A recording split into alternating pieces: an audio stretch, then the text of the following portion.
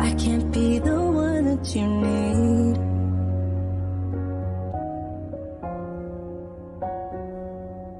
Then I changed my mind.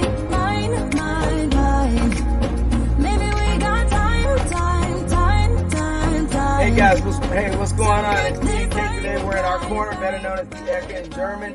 And hey, Kate's on, and just so you know, guys, if you want to check Kate out, she definitely has her website. I put it right there. There you go. You guys can check her out on a regular basis. I'll be running in the feed down below. But Kate, how are you doing? I'm doing good. I was excited about this. I love how we just threw this together. We're like, wait, we have too much to talk about. We need just to get on and record a couple different things so we can share our enthusiasm, our insight, and hopefully we wake people up to live within their greatness. And I'm absolutely psyched for this time.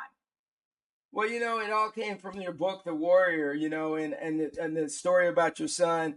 And we'll divulge and get deep into that, which has caused all the social media hype about the struggles that young men are having. And one dad just posted yesterday on Instagram, which I actually shared, which I thought was great, was that boys need to be able to go in the classroom, learn, and be able to go outside and do things and get back to getting their hands dirty, their knees dirty, and getting their masculinity back. So I thought that was a really good post from a dad. You know what I'm saying? It's just the way the world's working today. No, absolutely. And you know what's so funny is I so identify with that because I always was getting yelled at in school. It was like, Katie, sit down. Katie, stop talking. And I was like, am I a boy?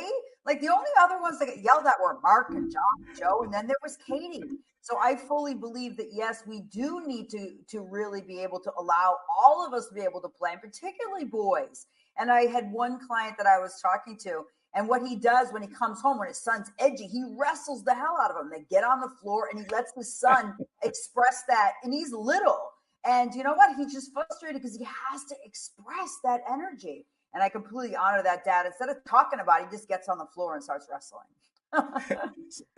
So, one thing I'm shocked about looking at on Instagram and TikTok is the explosion of this massive pushback against, and I'm not use the term ultra feminism, but just inclusive of bringing men back into the fold, the things that they do for infrastructure, the thing they do, and that, and young boys need to be more active. And I train a lot of young men, and I talk to them about confidence. Sadly, I've been coaching a lot of kids during my personal training.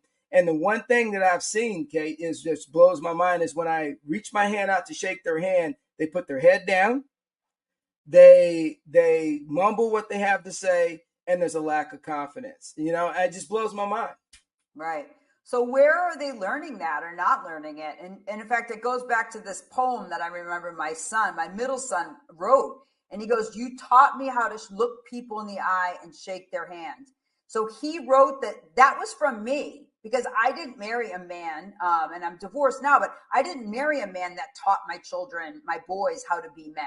I was the one. So it's like, wait a minute, how'd this happen, right? How to hold a woman's arm in prom. Like they learned those qualities from me. And that's a sad state, I think. And I think that's the problem is like, who are showing men what it means to be a man? And these are small things. And I remember one time my son walked into a store and he was pretty young. This is my oldest son, Will. And he walked in front of a woman. And I was like, when he came out, I was like, that should have felt so wrong to you. I said, how dare you do that? And it was completely he was like, okay, mom, okay. But and I'm super chill and pretty laid back person, but things like that, I'm pretty righteous, Oh yeah, it's always the protective part. And as I train these guys, I go through this confidence thing of trying to teach them what's important about having confidence and being secure with who they are and not changing their dynamic.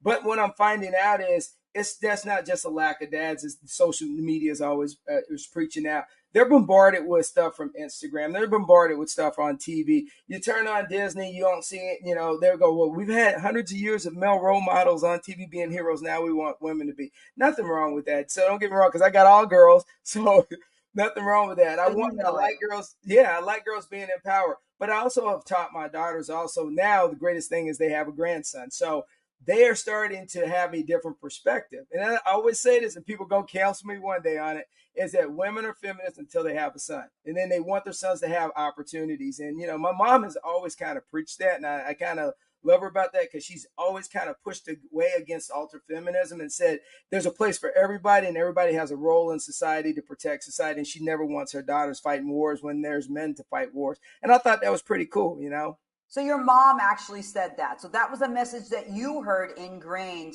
since you were young, right? So just think about that, how cool that is, that your mom clearly was a strong woman, because look, she had you. I don't know how she wrestled you out, but I mean, right? I mean, the bottom line is, but that's the important thing. And I think that what we're missing in this conversation, there's definitely a wellspring, but on social media, when men want to find, or anyone wants to find validation for their story, it's confirmation bias, right? You're going to find it when men feel emasculated.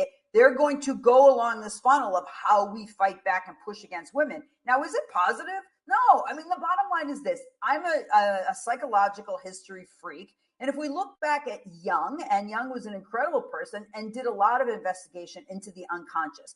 There's a masculine and a feminine. We have an enema and an animus within us. We all have those elements. But to deny it, or to pretend that this isn't important, that men are needing to express their masculinity in ways that are really healthy and beautiful and wonderful, and give us more in our culture because we need more of it, it's wonderful. And I've always been, honestly, Vince, I've been confused as to why that we've feminized language, because I guess maybe it's because I'm like kind of an alpha. Maybe if I change the way I love.